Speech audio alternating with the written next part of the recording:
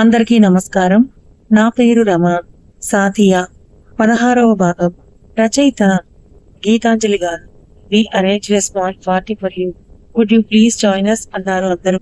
ఒకేసారి ఆ మాట వినగానే తన రూమ్ నుండి ఇంకా బయటికి రాకుండా లోపల నుండే చూస్తున్న చంద్రిక వైపు ఒకసారి చూశాడు. ఓకేనా అన్నట్టు. అంతమంది మధ్యలో అంటే భయమేసి వద్దు అన్నట్టు తలూపింది. నాట్ నౌ గైస్ అన్నాడు విక్రాంత్. బాస్ కి ఎదురు చెప్పే ధైర్యం లేక అందరి మొహాలు ఒక్కసారి మాడిపోయాయి. అది చూడగానే జాలేసింది. బయటకొచ్చింది చంద్రిక. మ్యామ్ ప్లీజ్ మ్యామ్ మీరైనా చెప్పండి అంటూ చుట్టుముట్టేశారు అందరూ తనని. పర్లేదు కన్నా వాళ్ళ కోసం అని చిన్నగా చెప్పింది. అప్పటికే గురున చూస్తున్నాడు తన వైపు. వాళ్ళు కొన్న గిఫ్ట్స్ కూడా ఇచ్చి చాలాసేపు సెలబ్రేషన్స్ తర్వాత తనకి కూర్చోడానికి చాలా ఇబ్బందిగా ఉండడంతో నిలబడి అటు ఇటు తిరుగుతూ ఉంటే వెళ్ళి తన భుజం చుట్టూ చేయేశాడు విక్రాంత్. ఏమైంది, మీకు ఇది ఇష్టం లేదా అన్నాడు. కొంచెం కడుపు నొప్పిగా ఉంది, రెస్ట్ తీసుకోవాలి చిన్నగా చెప్పింది. పద ఇంటికి వెళ్దాం అన్నాడు. నేను వెళ్తాను. ఎక్కడికి? బెంగళూరా వెటకారంగా అడిగాడు. ఇంటికి కోపంగా అరిచింది. నేను కూడా ఇంటికే గాని పద అన్నాడు. ఏం మాట్లాడకుండా వెళ్ళి కార్లో కూర్చుంది. సీట్ బెల్ట్ వేసుకో. ఇప్పటికే విక్రాంత్ ఆఫీస్ లో వర్క్ చేసిన మనుషుల ద్వారా విషయం తెలుసుకుని ఆల్మోస్ట్ పిచ్చివాడైపోయాడు అభిజిత్. వాట్ ద హెల్, అసలు ఏం చేస్తున్నావు విక్కీ నీ లైఫ్ తో అని విసుగ్గా అనుకుంటూ నేల మీద షూతో బలంగా తన్నాడు. ఆవేశం ఆపుకోలేక అసలు ఏంటిదంతా అని అనుకుంటూ ఉంటే దీనికి చెక్ పెట్టేది ఎవరో అతనై వాళ్ళకే కాల్ తెలిపాడు వెంటనే. హలో అభిజిత్ చెప్పు అన్నారు విశ్వనాథ్. అంకుల్, ఈ రోజు వెక్కి ఎవరో ఒక అమ్మాయిని తన ఫియాన్సీగా పరిచయం చేశాడంట. తన ఫాదర్ కాబోతున్నట్లు కూడా ప్రకటించాడంట. ఎవరంకుల్ ఆ అమ్మాయి? మాతో కూడా చెప్పలేదు అన్నాడు అభిజిత్. వాట్ అని ఒక సెకండ్ షాక్ అయిన అతను మళ్ళీ వెంటనే తెరుకొని I will just call you Abhijit అని అంటూ ఫోన్ కట్టేసి తరుణ్ కి చేశాడు విశ్వనాథ్. అంకుల్ చెప్పండి అన్నాడు తరుణ్. ఏం జరుగుతోంది అక్కడ? గంభీర మీద స్వరంతో అడిగారు. ఏమైంది అంకుల్? ట్రీట్మెంట్ బయటకు వచ్చి కాస్త కంగారుగా అడిగాడు తరుణ్. ఎవరా అమ్మాయి? చంద్రికేనా? అవును కానీ అని ఏదో అనుభవంతలో ఇంకొక 2 hours లో చాలా రెడీగా ఉండాలి. రేపు ఈవినింగ్ ఢిల్లీలో ఉండాలి. విక్రాంత్ తెలియకూడదు అట్లా చెప్పాలనుకున్న ఇన్స్ట్రక్షన్స్ అని చెప్పేసి వెంటనే కాల్ కట్ చేశారు. ఓ గాడ్, అసలు ఏంటి బాధ అని మనసులో అనుకుంటూ అతను చెప్పిన టైమింగ్ కి చాపర్ని అరేంజ్ చేసి ఇంటికి బయలుదేరిపోయాడు. తను బాల్కనీలో కూర్చొని వర్క్ చేసుకుంటూ ఉన్న విక్రాంత్ దగ్గరికి వెళ్ళి ఏం మాట్లాడాలో అర్థం కాక అటు ఇటు తిరుగుతుంటే డాడీ వస్తున్నారా అని అడిగాడు విక్రాంత్. చిన్నగా చెప్పాడు. గుడ్ అన్నాడు చిన్న స్మైల్ తో. పిలిస్తే చాలా ప్రాబ్లమ్స్ వస్తాయి కదా, తనని పంపించేద్దామా అన్నాడు తను. తన పరిస్థితి ఎలా ఉందో తెలుసా నీకు? ఇంటి నుంచి అడుగు బయటకు పెడితే ఎవడు ఎందుకు తన మీద అటాక్ చేస్తున్నాడో కూడా తెలియని పరిస్థితి. అసలు ఆ అజ్ఞాత శత్రువుతో తనని అలా ఎలా వదిలేస్తాను? ప్రేమకి అర్థం వచ్చేది కష్టాల్లోనే కదా. ఆ కష్టాల్లో తనని అలానే వదిలేయనా? తనేం తప్పు చేయలేదు. మా వైపు నుంచి తప్పు లేదు. ఇప్పుడు తను చెయ్యి వదిలే సమస్య లేదు స్థిరంగా చెప్పాడు. కష్టం ఏంటి? అసలు ఏం జరిగిందన్నాడు తరుణ్. క్లుప్తంగా చెప్పాడు తరుణ్కి. ఎవడు వాడు? మనిషినా అసలు? స్పృహలో లేని ఆడపిల్ల మీద విచక్షణ లేని విధంగా దాడి చేస్తే అది నాకు కనిపించని సంసారానికి పనికి రాకుండా చేస్తాను విధవని అని తిట్టిపోసాడు తరుణ్. నువ్వు దాని దగ్గరికి తీసుకోకపోయినా పర్లేదు కానీ ఎప్పుడో ద్వేషాలు ఇప్పుడు చూపించగా ఇప్పటికే తను చాలా సఫర్ అవుతుంది. మళ్ళీ మన వల్ల కొత్తగా ఈ సఫరింగ్స్ అవసరమా అన్నాడు విక్రాంత్. వచ్చిన దగ్గర నుంచి తనతో ఎంత రూడ్ గా బిహేవ్ చేస్తున్నాడో అర్థం కాగానే కళ్ళల్లో నీళ్లు తిరిగాయి తరుణ్ కి. ఎంతసేపని తనని మోసం చేసేసింది అనే ఆలోచనే తప్ప తనెంత సఫర్ అవుతుందో అనేది ఎప్పుడు పట్టించుకోలేదని గిల్టీ పెరిగిపోయి వెంటనే తేరుకొని పరిగెత్తాడు కిచెన్ వైపు. అక్క అట్లు పోస్తుంటే పక్కనే కూర్చొని తింటోంది చంద్రిక. గబగబా తన ముందుకు వెళ్లి హక్ చేసుకుని సారీ అన్నాడు తరుణ్. ఏమైందిరా? ఎడవ చెయ్యి అతని వీపు చుట్టూ వేసి అడిగింది. ఎలా ఉంటావు ఇంత స్ట్రాంగ్ గా? అసలు ఏడుపు రావడం లేదా నీకు? ఆశ్చర్యంగా అడిగాడు. తన మొహం చూస్తే మచ్చికు కూడా అనిపించదేమో అంతటి వాల్కనో తనలో మోస్తోంది అని. ఏడిస్తే నా సమస్యలు తీరిపోతాయంటే వరుస పెట్టి ఏడుస్తూనే ఉంటాను. అవి ఎలానో తీరవు. ఎందుకు ఇంకా ఈ ఏడుపులు? కనీసం నా కళ్ళనైనా అందంగా ఉంచుకుందామని చెప్పి నవ్వింది చిన్నగా. ఆ మాటలు కిచెన్ బయట నుంచి పెట్టు తన క్యూట్ ఫేస్ చూసి చిన్నగా నవ్వుకుని తరుణ్ అన్నాడు. విక్రాంత్ అంటూ బయటకు రమ్మన్నట్టుగా అక్కకి కూడా సైగ చేసి వెళ్ళిపోయాడు తరుణ్. వాళ్ళిద్దరు వెళ్ళగానే లోపలికి వెళ్ళాడు విక్రాంత్. సారీ అన్నాడు తన ముందు నుంచొని. దేనికి? నోట్లో దోసుకొని అడిగింది తన పెదవుల మీద ముద్దు పెట్టుకుని. ఎందుకు అని చిన్నగా నవ్వి కారం ఎక్కువైంది. చట్నీలో అల్లరిగా చెప్పాడు. అప్పటికే తన మొహమంతా ఎర్రగా టమాటాలా అయిపోయి బ్లష్ అయిపోతూ ఉంటే చేతికి దొరికిన ఉల్లిపాయ తీసి విసిరింది ఈడియట్ అంటూ. అది డైరెక్ట్ గా తనకి తగలబోతుంటే లెఫ్ట్ హ్యాండ్ తో ఆపాడు అభిజిత్. నువ్వేంటి సడన్ గా అన్నాడు విక్కీ. ఏం లేదురా, మార్నింగ్ ఏదో ఫాదర్ కాబోతున్నాను అని పార్టీ చేసుకున్నామంట కదా, సో కంగ్రాట్స్ చెప్తామని వచ్చానంతే అన్నాడు అభిజిత్. చిన్నగా నవ్వాడు విక్కీ. అసలు ఈ సడన్ బాధ ఏంటి, సరోగతి ఏమైనా చేయించావా అన్నాడు అభిజిత్. అది కొంచెం పర్సనల్ విషయం. ఏమో నాకు తెలిసి మన ఇద్దరి మధ్య మరీ ఇంత పర్సనల్ విషయాలు మాట్లాడుకునేంత చనువు లేదనుకుంటాను అన్నాడు విక్కీ. మరి అంత మొహం మీద కొట్టినట్టు సమాధానం చెప్పడంతో జీర్ణించుకోలేక దాన్ని బయటకి చూపించలేక ఓస్ అని అంటూ కాస్త ఇబ్బందిగానే నవ్వాడు అభిజిత్. కాసేపు మాట్లాడి వెనుక ఉన్న చంద్రిక వైపే ఊరికి చూస్తూ వెళ్ళిపోయాడు. అందరికీ నీ బేబీ అని ఎందుకు చెప్తున్నావు కన్నా, అసలు నువ్వేం చేస్తున్నావు నీకు తెలుస్తుందా అని కోపంగా అడిగింది చంద్రిక. నేనేం చేస్తానో నాకు బాగా తెలుసు. ఇప్పుడు ఆ బేబీని ఒక పేరెంట్ లేని బేబీగా ఉంచడం ఇష్టం లేదు నాకు. నాకు వేరే పెళ్లి చేసుకునే ఉద్దేశం లేదు. లైఫ్ లాంగ్ ఆ బేబీతో నేను గడిపేస్తాను. నీకు కావాలంటే ఉండొచ్చు, లేదంటే నీ లైఫ్ నీ ఇష్టం నువ్వు అని అంటున్నప్పుడే ఉలిపి చూస్తూ వెళ్ళిపోయింది. ఇక్కడ నుంచి దీనికి ఏమొచ్చినా పట్టలేం అని కొనుక్కుంటూ వెళ్ళాడు తన వెనుకే. రుసరుసలాడుతూ చేతితో అక్కడే ఉన్న పిల్లో కవర్స్ ని విసురు కొడుతూ సర్దుతోంది గదంతా. వెనక నుండి తనని ఒక్కసారిగా హత్తుకొని భుజం మీద తల వంచి పెంచుకో, లైఫ్ లాంగ్ ఆ బేబీతో పాటు ఈ బాబుని కూడా రాసిచ్చేస్తాను అని అన్నాడు. బదులు ఎంచుకుంటూ చేతులు తోసేస్తుంటే చెవి దగ్గర చిన్నగా కొరికాడు. ఒక్కసారిగా అరవడం ఆపేసి కళ్ళు గట్టిగా మూసేసింది. అతని చేతులు నెమ్మదిగా ఆ పొట్ట మీద తడుముతూ ఉంటే కళ్ళల్లో నీళ్లు తిరిగాయి తనకి. అసలు ఆ కడుపులో ఉన్న బిడ్డకి అతనికి ఉన్న సంబంధం ఏంటని, ఎప్పుడో ఒక్కసారి ప్రేమించిన పాపానికి అంతలా ప్రాణం ఇచ్చేయాలా అనుకుంది మనసులో.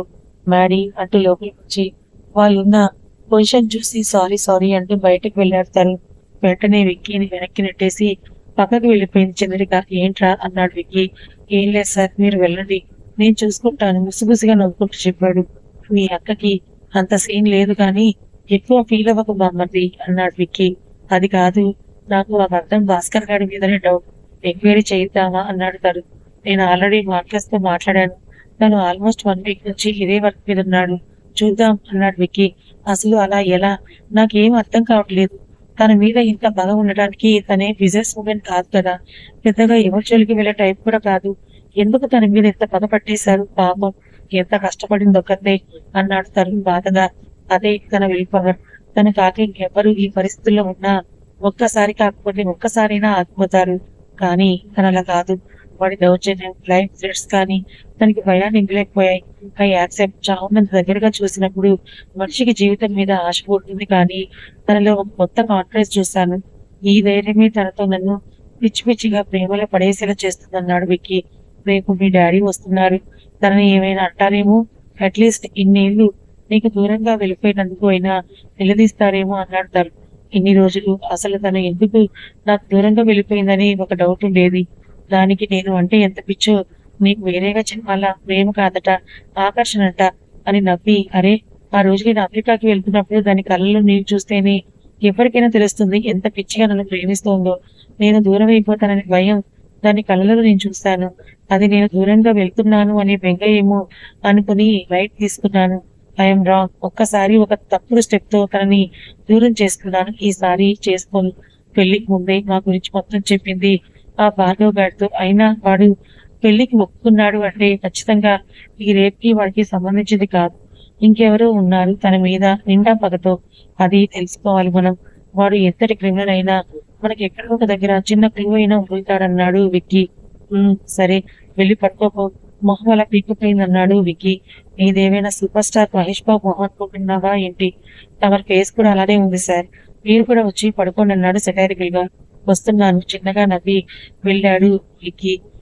తర్వాత రోజు పొద్దున్న కూడా చంద్రికతో వాళ్ళ నాన్నగారి గురించి ఏం చెప్పకుండా ఆఫీస్ పని మీద వెళ్ళిపోయాడు విక్కీ. తన నాన్న తను మామూలుగా లేచి స్నానం చేసి కాసేపు మెడిటేషన్ చేసుకొని టిఫిన్ చేస్తూ న్యూస్ చూస్తుంటే వంటగదిలో తెగ కష్టపడుతూ రకరకాలు వండేస్తోంది అక్క. ఏంటి గుమగుమలు, వాసన గట్టిగా పిలుస్తూ అడిగింది. ఆహా ఏమో, ఎవరో గెస్ట్ మధ్యాహ్నం భోజనానికి వస్తారట, కుక్ చేయమని చెప్పాడు తను అంది. ఓ అంటూ నేను వండనా అని అంది.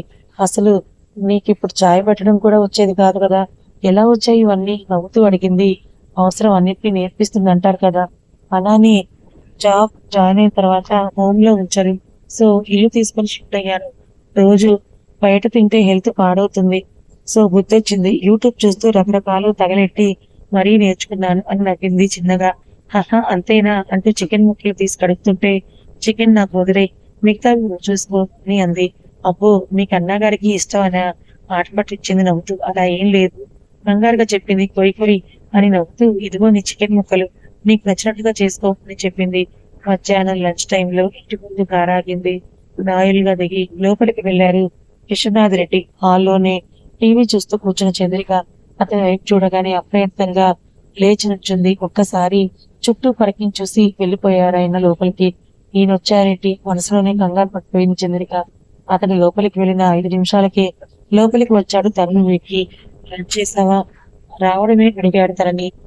లేదు, టెన్షన్ గా తలూపింది. పదా తిందాం. తన భుజం చుట్టూ చేయి వేశాడు. మీ డాడీ వచ్చారు చిన్నగా చెప్పింది. తన చెయ్యి విడిపించుకుంటూ అయినా చెయ్యి వదలకుండా. పర్లేదు, లైట్ లో తినే వచ్చారు, నువ్వు కూర్చో అన్నాడు. వెయిట్ చేద్దాం, నేను నా రూమ్ లో తింటాను అని నవ్వింది చిన్నగా. పర్వాలేదు అంటూ తనని కూర్చోబెట్టి ప్లేట్ తీసి సరిగ్గా పెట్టాడు. వెంటనే వాళ్ళ దగ్గరికి వచ్చి ప్లేట్ లో అన్ని వడ్డించి దూరంగా వెళ్ళిపోయారు మేట్స్. తను అన్నంలో చేయి పెట్టి కలుపుకుంటూ మీదకి చూసేసరికి మెట్లు దిగుతూ కనిపించారు విశ్వనాథ్. అతన్ని సూటిగా చూడలేక తల కిందకి దించేసింది చంద్రిక. చంద్రిక అని పిలిచారు విశ్వనాథ్ కంగారుగా. తల పైకెత్తి చూస్తుంది. ఏం ఆలోచిస్తున్నావు? పచ్చిమిరపకాయ తినేస్తున్నావు అన్నారు ఆయన. అప్పుడు తల దించి చూస్తుంది విలేజ్ వైపు. తను పట్టుకున్న ముద్దలో పచ్చిమిరపకాయ ఉండడంతో చిన్నగా నవ్వి దాన్ని పక్కన పెట్టి భోజనం చేస్తుంటే తన వైపు చూసి చిన్నగా నవ్వి బాల్కనీలోకి వెళ్ళిపోయారు విశ్వనాథ్.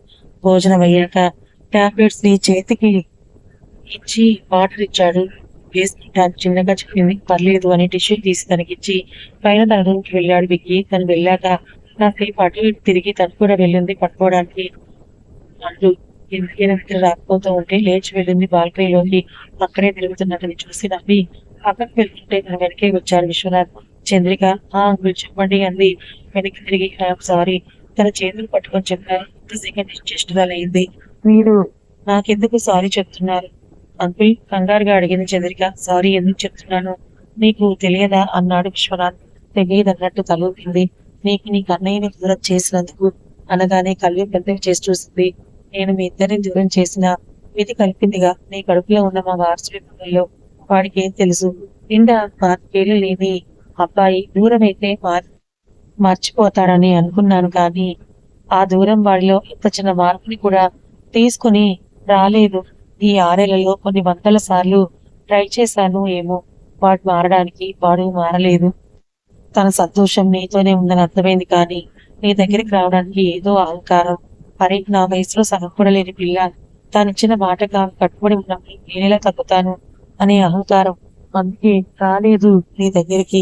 కానీ ఈ రోజు మళ్ళీ ఇలా 6 ఏళ్ల తర్వాత వాడి మొహంలో ఇంత ఆనందం చూశాక కూడా నేను నిన్ను వాడికి దగ్గర చేయకపోతే నా అంత కసాయి తండ్రి ఈ సమస్త భూలోకాల్లోనే ఎవరు ఉండడేమో అన్నారు విశ్వనాథ్. చిన్నప్పటి నుంచి వాడిని గుండెల మీద పెట్టుకొని పెంచింది వాడి సంతోషం కోసమేగా. అది నీ దగ్గరే ఉన్నప్పుడు ఇంకా ఎందుకు ఈ మొహమాటం, సిగ్గు, అహంకారం? అందుకే అన్నాడు విశ్వనాథ్. అతను మాట్లాడుతున్నాడు అర్థమయ్యి కొంచెం కంగారుగా చూసింది. నా లైఫ్ లో ఇప్పటి వరకు నేను ఎవరిని క్షమించమని అడగలేదు. మొదటిసారిగా నిన్నే అడుగుతున్నాను. నా తప్పుని క్షమించి నా కొడుకు జీవితంలోకి అడుగు పెడతావా అంకుల్? అది అని చాలా టెన్షన్ పడుతూ చేతులు నలుపుకుంటుంటే, అప్పుడే అక్కర్లేదు, నీకు నచ్చినంత టైం తీసుకో. ఈ బేబీ ప్లాంట్ కాదు, అది అర్థమవుతుంది, కానీ అది పూర్తిగా మీ పర్సనల్ విషయం. దాంట్లోకి దూరే ఉద్దేశం కూడా నాకు లేదు. వాటిని మీ ఇద్దరు చూసుకుంటారు, నాకు ఆ నమ్మకం ఉంది. నాకు కావాల్సింది నా కొడుకు సంతోషం మాత్రమే అన్నారు విశ్వనాథ్. నేను చాలా దూరం వచ్చేసాను అంకుల్. కనీసం తిరిగి కూడా చూడలేనంతగా కాలం చాలా ముందుకి వెళ్ళిపోయింది.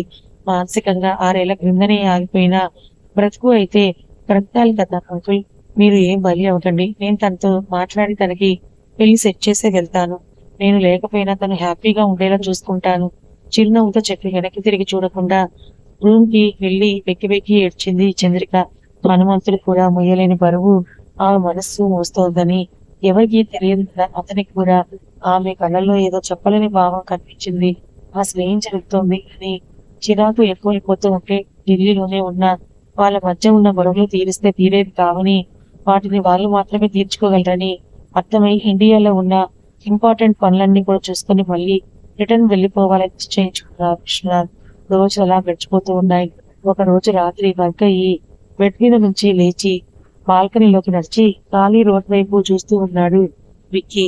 అప్పుడే బెల్ కొడుతూ ఐస్ క్రీమ్ బండి అక్కడి నుంచి వెళ్తూ ఉండడంతో దాని వైపు చూసి కిందకి చూసేసరికి నైట్ డ్రెస్ మీద స్కార్ఫ్ ని మొహానికి కట్టుకుని ఇంటి నుంచి బయటకు వెళ్తూ కనిపించింది చంద్రిక. ఈ టైంలో ఎక్కడికి అని అనుకుంటూ వాలెట్ ని తీసుకుని ఫోన్ పాకెట్ లో పెట్టుకుని నడిచాడు. కథ ఇంకా ఉంది. మరి విశ్వనాథ్ కూడా ఒప్పుకున్నారు.